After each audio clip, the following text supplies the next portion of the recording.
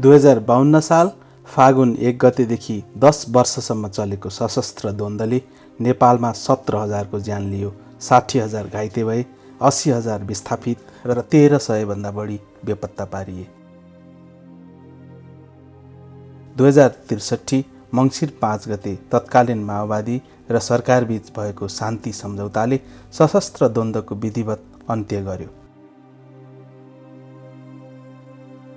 शान्ति सम्झौता अनुसार जारी अन्तरिम संविधान 2063 मा सशस्त्र सङ्घर्षका समयमा भएका मानवाधिकार उल्लङ्घनका घटनाहरूमाथि छानबिन गरी दोषीलाई कारबाही गर्ने उल्लेख छ। यसका लागि 6 महिनाभित्र सत्य निरूपण तथा मेलमिलाप आयोग र बेपत्ता पारिएका व्यक्तिहरूको छानबिन आयोग गठन गर्ने, आयोगले 2 वर्षभित्र सङ्क्रमणकालीन न्यायको प्रक्रिया टुङ्ग्याउने पनि संविधानमै उल्लेख थियो। तर 8 वर्ष बितिसकेपछि बल्ल 2071 मा ती 2 आयोग गठन भए। न्याय पाउने आशामा सत्य निरूपणमा 62,000 र बेपत्ता आयोगमा 3300 उजुरी पीडितहरूले दर्ता गरेका छन्। हालसम्म दुवै आयोगले मानवाधिकार उल्लङ्घनका एउटै मुद्दामा पनि अनुसन्धान सकेका छैनन्। दलीय इसारामा चलेका आयुक्तले आफ्नो मर्म अनुसार काम गर्न नसकेको निष्कर्षमा पीडितहरू पुगेपछि उनीहरू आफैले द्वन्द्वकालीन समयका मानवाधिकार उल्लङ्घनका घटनाहरूको विवरण सङ्कलन गर्ने निधो गरे। सबै पक्षका पीडितहरूको साझा सङ्गठन द्वन्द्व पीडित साझा चौतारीले यस कामको नेतृत्व लियो र 2075 देखि सुरु भयो सत्यको बयान अभियान। यसै अभियान अन्तर्गत हालसम्म पोखरा, कैलाली, धनगढी, सुर्खेत र घोराई गरी 5 ठाउँमा भएका कार्यक्रमहरूमा पीडितहरूले आफूमाथि भएको ज्यादतीका घटना सञ्चारकर्मी, मानवाधिकारवादी, स्थानीय सरकारका प्रतिनिधि र नागरिक समाजका अगुवाका माझ सार्वजनिक गरेका थिए। प्रस्तुत वृत्तचित्र त्यही अभियानमा आधारित छ।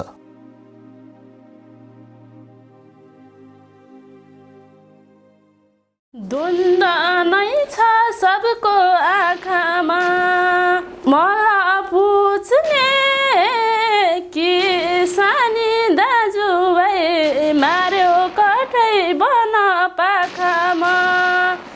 मलाई पुछ्ने किसानी दाजुभाइ मार्यो कठै बन पाखामा। भुल्नै गाह्रो पापीले रुवाको माया के हो थाहा छैन बुवाको। द्वन्द्व नै हो सबको आँखामा, मलाई पुछ्ने किसानी दाजुभाइ मार्यो कठै बन पाखामा। मलाई पुछ्ने किसानी दाजुभाइ मार्यो कठै बन पाखामा। द्वन्द्वले धेरैको घरबार तहस नहस गरायो। बुवा मर्दा 1 वर्षको मात्रै थिएँ। के लाग्थ्यो र हतियारको अगाडि हामीहरूको ढुङ्गा जस्तो हृदय भएका मान्छे। रुखलाई नै अचान बनाएर घाँटीमा 3 ठाउँमा खुकुरीले काटेको थियो। दिदीले बिहे गर्यो, बहिनीले बिहे गर्यो, सबैले यसको उमेर भइसक्यो किन बिहे गर्न थालेन भने सबैले कति रुने। म त रोएर बानी परिसकेको छु। अब बालखैमा हिंसा भोग्नु र परिवारजन गुमाउनु भनेको जीवनको सबभन्दा आनन्दको समय गुमाउनु हो। सशस्त्र द्वन्द्वका बेला साना बालबालिका अहिले युवा भएका छन्। खुसी र उत्साहले भरिनुपर्ने यो उमेरमा उनीहरू निराश र दुखी छन्। एकातिर बालकै छँदा भोग्नु परेको दुर्दिनको सम्झनाले उनीहरूलाई सताइरहेको छ भने अर्कातिर भविष्यको चिन्ताले लखेटिरहेको छ। सानै उमेरमा द्वन्द्वको दुःख भोगेका उनीहरूलाई परिवारजन गुमाउनुको पीडा एकातिर छ, गुजारा चलाउने समस्या अर्कातिर। जिन्दगीको सुरुवातदेखि नै यस्तै अप्ठ्यारो सहन अभिशप्त हजारौं बालबालिका यतिखेर मध्य यौवनमा छन्। तर उनीहरूलाई युवा हुनुको आनन्दले छुन पाएको छैन। तिनै मध्येकी एक हुन् सुर्खेतकी 28 वर्षीया राजकुमारी ओली। मेरो दिदीलाई चाहिँ 2060 सालमा रामघाटबाट छिन्चुको आर्मीले गिरफ्तार गरेर अहिलेसम्म चाहिँ मरे बाँचेको थाहा छैन। त्यसको 1 वर्षपछि चाहिँ थाहा भयो उहाँबाट गिरफ्तार भयो भन्ने, घर आउँदाखेरि गिरफ्तार भयो भन्ने थाहा भयो। कहाँ राखेछ? छिन्चु ब्यारेकमा। त्यो टेन्सनमा लगातार बाबा बिरामी हुँदै जानुभयो। त्यो राति सपनामा पनि दिदीलाई नै खोज्ने। अब जति गरे पनि आँखा अगाडि नभएको सन्तान सबैभन्दा प्यारो हुन्छ। सायद सबैलाई मलाई जस्तै पीडा होला। सबैले बाउ गुमाए, आमा गुमाए, दिदी बहिनी दाइ भाइ गुमाए। म त्यतिखेर नेवारी स्कुलमा 8 कक्षामा पढ्थेँ। स्कुलमा जाने, स्कुल घेराउ हाल्ने, त्यो प्रकारको त्यो एउटा डाइरेक्ट आएर गर्न सकेन, तर मेन्टली चाहिँ टर्चर भइराख्यो। मैले त्यो 8 क्लास पनि मैले रोकेँ, 1 वर्ष पढेन। त्यसपछि म जन्मावि आएँ, जन्माविबाट पास गरेँ त्यहाँबाट। अनि 9मा त्यहाँ पास गरेर 9मा गएँ। 9मा गएको बेला बाबाको डेथ भयो। त्यो वर्ष पनि मेरो ग्याप भयो। यो टेन्सनले गर्दाखेरि मेरो पढाइ पनि रुक्यो। अब अहिले मम्मी त्यस्तो हुनुहुन्छ, बाबा त हुनुहुन्न, बाबाको माया त पाएन। अहिले छोड्न सकिरहेको छैन मैले। म अहिले पनि यति घन्टा यहाँ कसरी बसेछु मलाई मात्रै थाहा छ। मैले वरपरको मान्छेलाई भनेर आउनुपर्छ, उहाँको सानो बच्चालाई खुवाए जसरी खुवाउनुपर्छ, दिसा पिसाबदेखि लिएर सब चिज गर्नुपर्छ। कसैले बुझ्दैनन् उहाँले बोलेको, मैले मात्रै हो बुझ्ने। बोल्न राम्रोसँग बोल्नै सक्नुहुन्न। कृषिको नामबाट एउटा लेटर लेखेर पठाएँ।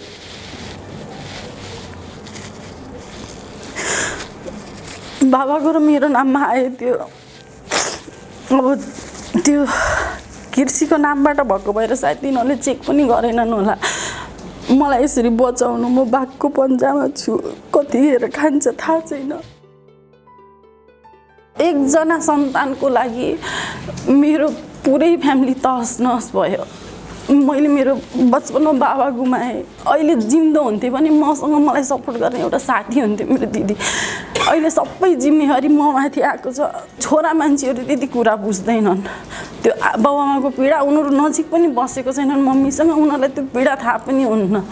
म छु, 2टा भाइहरू छन्, तर पनि आफू त्यस्तो हुनुहुन्छ। अझै पनि त्यो दिदीको फोटो हेर्दै रोएर बस्नुहुन्छ।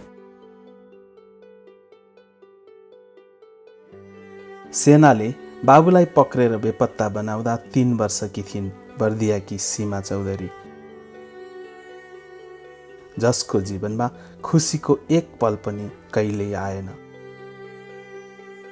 बुवा शब्ददाखेरि अर्कै लाग्छ, लेख्दाखेरि पनि बुवा भन्ने शब्दले अर्कै आउट फिल हुन्छ। म त्यो शब्द पढ्न पर्यो भने पनि उच्चारण गर्दिनँ।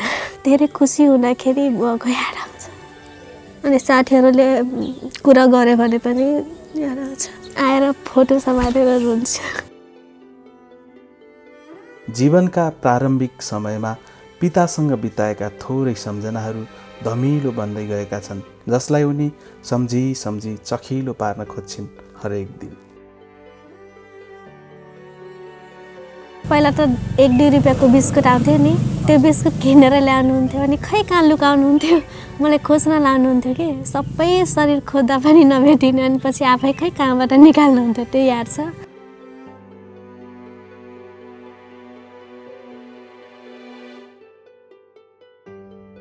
सानी सीमालाई बाबु बेपत्ता भएको खबर उनको अनुपस्थितिले भन्दा बढी आमाको आँखामा देखिएको आँसु र उनको अनुहारमा देखिएको उदासीले बढिदिन्थ्यो। आमाले गाउँभरि 5-10 रुपैयाँ चन्दा उठाएको पैसाले बस चढेर सैनिक हिरासतमा बाबुलाई भेट्न गएको सम्झनाले उनलाई सधैँ रुवाइरहन्छ। बुवाले त्यति भनेको याद छ, यसको नाम अब स्कुलमा लेखाइदियो भनेर। सुरुमा नर्सरीमा जाँदाखेरि त्यो बुवा जेलमै हुनुहुन्थ्यो त्यति बेला। अनि आफूसँग कपडा पनि नै, अब गाडी भाडा तिर्ने पैसा त थिएन, दाइहरू सानो थिए।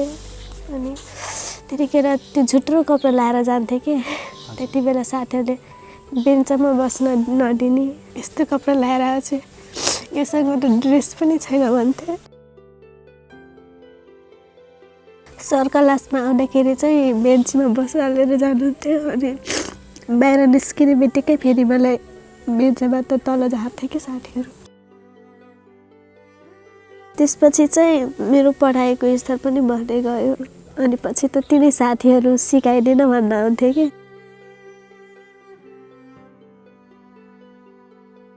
कुनै जब पनि छैन, एउटा सानोतिनो जब भयो हुन्थ्यो जस्तो लाग्छ कि आफ्नो खर्च आफैले।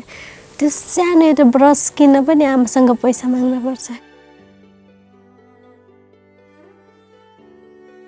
यो आँसुको बावजुद पनि छोरी पढोस् भन्ने बाबुको सपनाले उनलाई सधैँ एक अज्ञात प्रेरणाले पढाइमा भने लगनशील बनाएको छ। लेख्दा लेख्दै मसिसकेका प्रत्येक कलमलाई सीमाले बाबुको तस्बिर अघिल्तिरको भित्तामा माला झैँ सजाएर राखेकी छन्।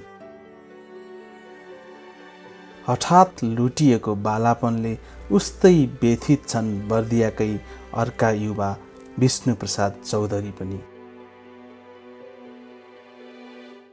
विद्रोही र राज्य दुवैतिरबाट चेपुवामा परेका उनका बाबुलाई एक दिन घरैमा आएर सैनिकले लगे र बेपत्ता बनाए। 2059 साल साउन 24 गते मेरो बुवालाई घरैबाट माओवादीको आरोपमा अपहरण गरेर नेपाल आर्मीले लग्यो। त्यही बेला अब मम्मीको पेटमा सानी बहिनी थिए, सोधपुछको लागि लगिरहेछौँ, छोडिदिन्छौँ भनेर। अब त्यसपछि बेपत्ता हुनुभयो। त्यसपछि केही पनि थाहा भएन। अब काम गर्ने मुख्य मान्छे, अब घरमा त्यति लाउने खाउने जस्तो अवस्था नभएको कारणले धेरै अप्ठ्यारो भयो। पैसा औषधि उपचार गर्ने, मम्मी भर्खर अब 2 जिउको हुनुहुन्थ्यो, एकजना अर्की बहिनी थिए, अब भर्खर अलग भएको। त्यसमा कसैले पनि सहयोग नगर्ने, यसको बाटो माओवादी रहेछ भनेर समाजमा पनि अलि नराम्रो दृष्टिले हेर्थे सबैले। पढ्न लेख्नको लागि एकदमै समस्या पर्यो। अवस्था कमजोर भएको कारणले म आफ्नो पढाइ 5 कक्षामै छोडेर कठिनाइ भोग्न पर्यो। मैले त्यहाँ अर्काको काम गरेर पढ्न पर्यो। घर खाने पुग्थेन, केही पनि पुग्थेन। एकदमै सबै समस्याहरू मैमाथि पर्यो। म सानै थिएँ, पढ्न राम्ररी पाएन, न भने जस्तो पढ्न पाएँ न लेख्न पाएँ। रोजगार पनि छैन, एकदमै टेन्सन हुन्छ। अब घरमा केही न सम्पत्ति छैन, केही न केही छ। बा बेपत्ता हुनुहुन्छ, बहिनी एउटा अपाङ्ग छ, त्यो हिँड्न सक्दिनँ। त्यसको 2000 रुपियाँ त एकै महिनामा खर्च लाग्छ। म आफू पढ्नुपर्छ। मम्मी जहिले पनि रोको रोइ। अब अनि म छु भनेर सम्झाउँछु, म सबै चिज म छु त भनेर सम्झाउँछु। अब एकदमै अप्ठ्यारो छ। दिनचर्या यसै गरी नै बितिरहेछ। अब बर्दियाकै अर्की युवती गरिमा खड्काको बालापन पनि यसै गरी लुटेको थियो द्वन्द्वले। खेल्ने र खाने उनको बालापन रोएर बित्यो। पढ्ने लेख्ने र अघि बढ्ने युवा उमेर बिरामी बाबुको स्याहार गर्दैमा बितिरहेको छ। मेरो बाबा चाहिँ यातना पीडित, सँगसँगै द्वन्द्वकालमा मेरो बाबाको चाहिँ जागिर निलम्बित भएको, हामी विस्थापित पनि हो। मेरो बाबा चाहिँ 2041 सालदेखि नेपाल प्रहरीको चाहिँ असै हुनुहुन्थ्यो। उहाँको दरबन्दी जिपरका बाँकेमा थियो। 2057 साल 12 महिना 1 गते 12 जना जति जानुभएको रहेछ यहाँदेखि बर्दिया। त्यहाँ गइसकेपछि मेरो बाबा खानासाना खाएर अब सुतौँ भनेर अनि त्यहाँ हात हतियार चाहिँ त्यहाँ गनमा बुझाउनु भयो। खाना खान जानुभयो। त्यसपछि राति चाहिँ भिडन्त भयो। भिडन्त भइसकेपछि मेरो बाबाको सबै साथीहरू बित्नुभयो, 4 जना मात्र बाँच्नुभयो। 4जनामा पनि फेरि 2जना चाहिँ बितिहाल्नुभयो। 2जनामा अनि मेरो बाबा र मेरो बाबाको साथी चाहिँ बाँच्नुभयो। तर मेरो बाबाको चाहिँ दाहिने गालामा चाहिँ गोली लागेछ। अहिले पनि त्यो खत छ। भोलिपल्ट उसमा त्यो ब्यान्डेज गरेर अनि त्यहाँको लासहरूलाई चाहिँ प्लेनमा बोकेर लिएर आउनुभयो। राज्य पक्षले चाहिँ उहाँलाई त माओवादीसँग मिलेको हो, तँलाई असैबाट हलदारमा झार्नुपर्छ भनेर चाहिँ उहाँलाई चाहिँ उतातिर प्रमोसन दिएर 2जना बाँचेर लास लिएर आएको छ, आफू घाइते भएर आएको छ। उहाँलाई असैबाट हलदारमा डिमोसन गर्न खोजियो। त्यसपछि लिएर उहाँलाई 24 घन्टा घाममा सुताइयो। सुताइसकेपछि राजीनामा गर्न लगाइयो। तर अहिलेसम्म त्यो राजीनामा चाहिँ स्वीकृति भएको छैन। दिल्ली जिल्लामा हाम्रो घर थियो गमौडीमा, मलाई याद छ। अनि बाबा ठ्याक्क पुगेको 2 दिनपछि ल यो पुलिस चाहिँ यसरी आयो, घर भागेर आएछ, यसलाई चाहिँ गायब गर्नुपर्छ भनेर चाहिँ त्यहाँको साथीहरू माओवादी पक्षको साथीहरूले चाहिँ बाबालाई चाहिँ त्यो गर्नुभयो। अनि हामीले चाहिँ थाहा पाइहाल्यौँ सानो बच्चाबच्चीमा अब हल्लाखल्ली भयो। त्यसपछि बाबालाई रातारात हामीले चाहिँ भगाएर इन्डिया 7-8 वर्ष इन्डियातिरै बस्नुभयो। मेरो मामा हरि भण्डारी उहाँले चाहिँ लगभग 7 धुरमा हामीलाई बस्न दिनुभयो, लिन जानुभयो र बस्न दिनुभयो। बाबा इन्डियाबाट आइसकेपछि अनि मेरो बाबालाई प्यारालाइसिस भयो, दाहिने हात चल्दैन, उहाँ हिँड्न पनि सक्नुहुन्थेन। अनि मेरो मामाले दिएको त्यो घडेरी बेचेँ मामले। अनि त्यो घडेरी बेचेर अनि मैले 2.5 महिना जति नेपालगञ्जको युनाइटेड हस्पिटलमा भर्ना गरिसकेपछि बाबा चाहिँ हिँड्न सक्नुहुन्थेन। उहाँलाई हिँड्न सक्ने जति बनाइयो। अनि बोली चाहिँ खास प्रष्ट आउँदैन बोल्न, हात चाहिँ दाहिने हात चल्दैन, प्यारालाइसिस भएको छ।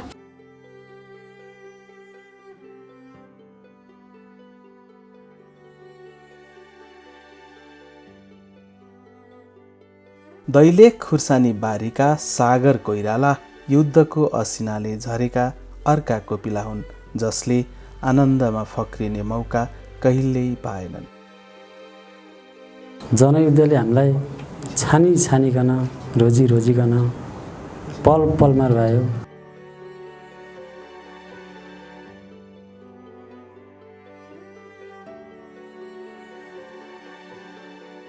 59 वैशाख 29 गते राति करिब 11 बजीतिरको रातिमा हो। विद्रोही समाजकै साथीहरू गरम गुरुमा आउनुभयो, घर घेर्नुभयो र ढोका खोल्न लाउनुभयो। ढोका खोल्नुहोस् भन्नुभयो। यो घरको साइलो छोरो कहाँ छ, श्यामप्रसाद भन्ने आवाज निकाल्नुभयो। दाइ गएर कुनामा लुक्नु भएको थियो। हामीहरू पनि कोही कतै लुकिरहेको थियौँ। दाइलाई निकाल्नुभयो। 12 गते राति करिब 11 बजीतिर 2 राउन्ड गोलीको आवाज बुवाले सुन्नुभएछ। त्यो गोलीको आवाज त मेरै दाइको शरीरमा लागेको गोलीको आवाज रहेछ। बुवालाई नै क्रिया बसालौँ भने क्रियामै आएर मारिदिने कि भन्ने शङ्का भयो हामीलाई। अर्को साइनो बुवालाई बसालौँ भन्ने कुरा भयो। साइनो बुवालाई कोरामा बसाल्यौँ। 3 दिनको दिनमा आएर क्रिया नगर्नु भन्ने जवाब दिनुभएछ। फेरि क्रिया पनि गरिएन। वैशाख 29 गते हामीहरूले घर छोड्यौँ। विस्थापित जीवन जिउन सुर्खेतमा आयौँ हामीहरू।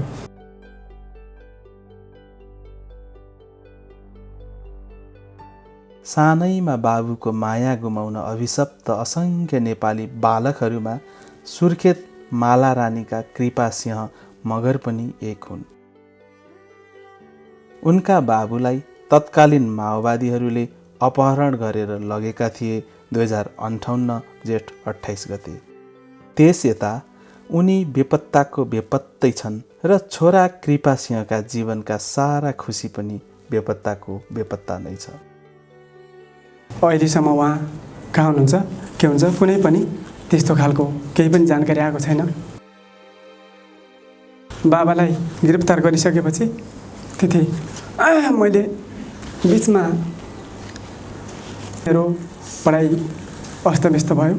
त्यसपछि बाबाको जब बेपत्ता भयो त्यसपछि घरमा सबै अस्तव्यस्तको व्यवस्था सबै कुराहरू अन्यलतामा रह्यो र अहिले फेरि हामी बिस्तारै केही गर्नुपर्छ। अब सबै कुराहरूलाई ठिकै छ, सबै कुराहरू यो पीडा त एक ठाउँमा छँदैछ। हामी जस्तै यो धेरै खालका साथीहरू हुनुहुन्छ, कोही घाइते अपाङ्ग हरेक कुराहरू हुन्छ। अब कतिपय साथीहरू त यतिसम्म छटपटाइरहेको अवस्था पनि हामीले देखेका छौँ र त्यो देख्दाखेरि हाम्रो त भनौँ कि अहिलेसम्म बेपत्ता हुनुहुन्छ अनि उहाँहरू जस्तै अहिलेसम्म कुनै पनि त्यस्तो खालको थाहा नभए तापनि ठिकै छ, त्यो आफ्नो खालको पीडा छ र अझै त्यो घाइते भएर पूर्ण रूपले त्यो सकुशल बाँच्न सकिरहेको छ, न त त्यो मृत हुन सक्छ। त्यस्तो अवस्थामा पनि बाँचिरहेको देख्दा हामीलाई सम्हालिरहेका छौँ। बर्दियाकै अर्की युवती बीना चौधरीको बाल्यकालीन सम्झनामा पनि खुसीको कुनै अंश छैन। उनी सानै छँदा माओवादीले 2059मा उनको बाबुको हत्या गरे। त्यसपछि सुरु भएको दुःखले उनको जीवन अहिले पनि बेहाल छ। हत्या चाहिँ बाबाको 2059 साल भदौ 25 गतेको दिन भएको। त्योभन्दा अगाडि 2057 सालमा चाहिँ बाबाको यातना भएको। चिरपटको दाउराले चाहिँ हानेर बाबाको पुरै एक धर नचल्ने गरेर चाहिँ बाबालाई यातना दिएको।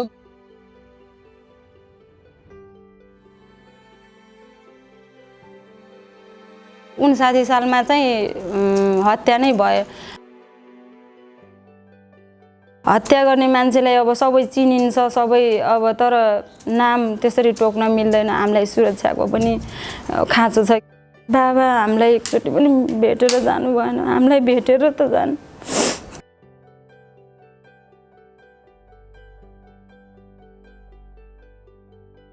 सुनिता गोडिया 3 वर्षकी थिइन् बाबुलाई सेनाले बेपत्ता पार्दा। उनको बाल मस्तिष्कमा सेनाले बाबुलाई लछार पछार पार्दै लगेको घटनाले ठुलो आघात पारेको छ। मेरो बुवालाई सैनिकले लगे हो। सैनिकले भने कि मेरो बुवा चाहिँ तामाको भाँडा बनाउनुहुन्थ्यो। सैनिकले आयो भने कि तिम्रो बुवा भने माओवादीको गोली बनाउनुहुन्छ, त्यही भनेर लगे हो। त्यहाँ लगेर म 3 वर्षको थिएँ जब मेरो बुवालाई लग्नुभयो। त्यो घरमा खोजखाज गर्नुभयो, सब सामान यताउता फालिदिनु भयो। मेरो बुवाले मेरो खुट्टा ढोकेर अनि फेरि लैजानुभयो। तबदेखि आउनु भएन मेरो बुवा। मेरो बुवा बेपत्ता भएपछि धेरै दुःख आयो। हामी पढ्न नपाएँ। जब तिहार हुन्थ्यो सबैको बुवा आमा कपडा ल्याएर आउनुहुन्थ्यो, तर हाम्रो मम्मीहरूको मागेर हामी लगाउनुहुन्थ्यो कपडा सपडा। तिहारहरू एउटा हाम्रो यहाँकोमा हुन्छ चाडपर्व करवा चौथ, तब सबैले पुज्नुहुन्थ्यो तर मम्मी पुज्नुहुन्थेन। तब भन्थेँ मैले किन मम्मी तपाईँ पुज्नुहुन्न? भन्छन् तेरो बुवा आएपछि पुज्छु। त हामी धेरै दुःखी हुन्थ्यो किनकि सबैको घरमा पाक्थे तर हाम्रो घरमा पाक्थेन। हामीहरूको घरमा घर पनि छैन, जग्गा पनि छैन। अरूको किरायको घरमा बसिरहेछन् अहिलेसम्म। अहिले म पनि 2-3 क्लास मात्रै पढेँ हो। के घरमा पैसै हुन्थेन। कहिले कपी खत्म हुन्थ्यो, कहिले केही खत्म हुन्थ्यो। जब जरुर हुन्थ्यो तब हुन्थ्यो नि, त्यही भएर छोडिदिएँ। बुवा भएपछि के अरू पढ्थे, अरू राम्रो सिलाइ कटाइ गर्थे, अलिअलि आउँछ, तर मेरो सिलाइ कटाइ गर्ने इच्छा थिए। बाबुको सम्झनाले आँखा नभिजेको कुनै दिन छैन जाजरकोटकी करुणा रावलको जिन्दगीमा।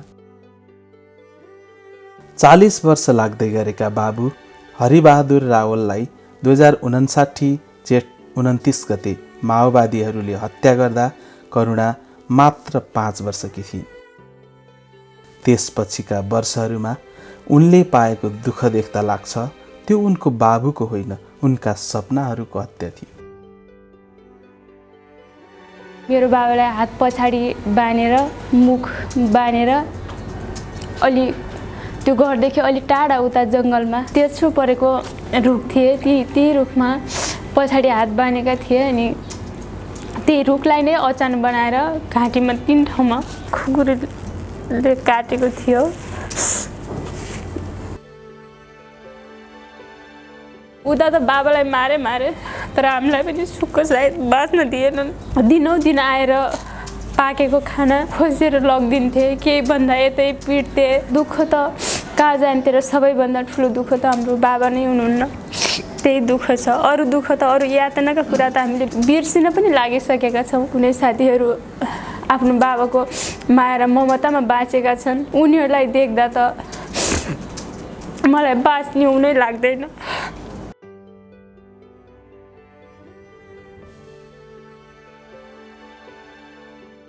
द्वन्द्वको उद्गम स्थल रुकुम खाराकी खेमा ओली 1 वर्षकी थिइन्। 2056 फागुन 10 गते उनका बाबु भानु ओलीलाई सेनाले दिनदहाडै गोली हान्दा।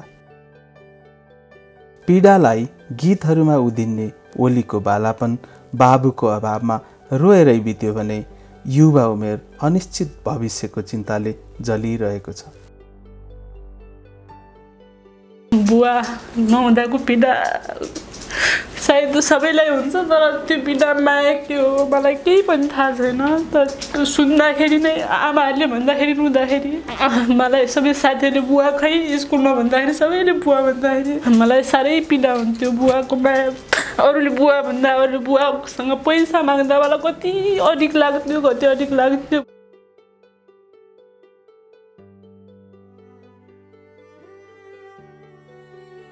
जिन्दगीप्रतिको निराशा, राज्यप्रतिको आक्रोश र व्यवस्थाप्रतिको अविश्वास बोकेर बाँचिरहेका 1 होइन, 100 होइन, हजारौँ हजार द्वन्द्व पीडित छन्। जुन पीडा बाल्यकालमा भोग्यो होइन, निर्मूलता पार्न सकिँदैन त्यो पूर्ण रूपमा। त्यो पीडालाई फेरि त्यो टाइम पछाडि गएर त्यसले चेन्ज गर्न त सकिँदैन। त्यो पीडा त मनमा भइ नै राख्छ। त्यही पनि वर्तमानमा हेर्दाखेरि वर्तमानको आवश्यकता पुरा गरिदिनु पर्यो कि हामीसँग क्वालिफिकेसन छ होइन। हामी यो बेपत्ता परिवार सहित परिवार भएकै नाताले हामीले जागिर दिनु भनेको पनि होइन। हामीसँग क्वालिफिकेसन छ, क्वालिफिकेसनको आधारमा हामीलाई सानोतिनो जब दिए पनि हुन्थ्यो। हामी बेपत्ता परिवार हो, सहित परिवार हो, अनि हामी कमजोर छौँ। त्यसको नातामा हामीले जब दिनु भनेको होइन कि हामी पनि अरू जस्तै क्षमता छ, अरू जस्तै गर्न सक्छौँ, त्यसमा पनि हेला गरिरहेछ। मैले अपेक्षा गर्ने भनेको नेपाल सरकारको एउटा 80 पोस्टमा छ के अरे 15 वर्ष 6 महिना जागिर गरेर 1 वर्ष रिटायर हुने बेला अहिले त्यो प्यारालाइसिस त्यो अवस्था भयो भने उहाँलाई चाहिँ मन्थली कमसेकम पेन्सनै भए पनि 2000 भए पनि नेपाल सरकारले दिदिएको भइदिए मलाई चाहिँ अलिकति बोझ हट्थ्यो होला। न्याय हामीले नपाए पनि तर हामीभन्दा पछाडिका साना भाइ बहिनीहरूमा फेरि यस्तो दिन नआओस्, यस्तो घटनाहरू नघटोस्, उनीहरूमा यस्तो जीवन उनीहरूको नबितोस्। राज्य र विद्रोही दुवै थरी पीडितहरूको साझा सङ्गठन द्वन्द्व पीडित साझा चौतारीले सुरु गरेको सत्यको बयान अभियानको एक श्रृङ्खलामा पश्चिम नेपालका केही युवाका यी अभिव्यक्ति उस्तै नियति भोग्न अभिशप्त असङ्ख्य तन्नेरीहरूको प्रतिनिधि अभिव्यक्ति हो। आफूले सिधै हिंसा खेप्न नपरे पनि उनीहरूको जीवन हिंसाको केन्द्रबिन्दुमा छ। जिन्दगीको सुरुवातमै लुटिएको खुसी फिर्ता गर्न नसके पनि आउने दिनहरू केही सहज बनाउन रोजगारीको खोजीमा उनीहरू छन्। आफ्ना बाबुआमा, दाजुभाइ र दिदीबहिनीहरूलाई कसले मारेको वा बेपत्ता पारेको थियो त्यसको जवाफ पनि उनीहरूका आँखाले खोजिरहेका छन्। यी प्रतिनिधि आवाजहरूको एउटा मौन पाखा छ, त्यो के भने सत्यको निरूपण दोषीलाई सजाय र पीडितहरूको परिपूर्ण नभएसम्म द्वन्द्वोत्तर समाजमा मेलमिलाप असम्भव छ।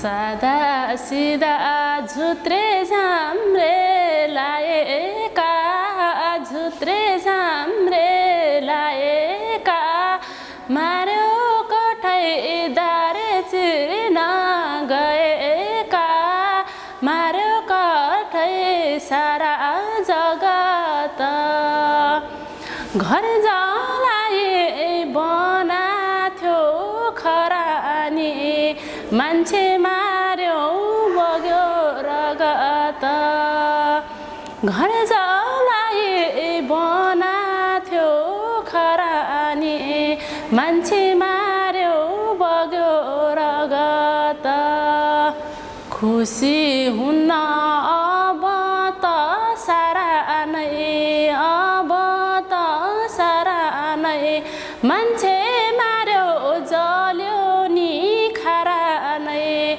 मार्यो कठै सारा जगत।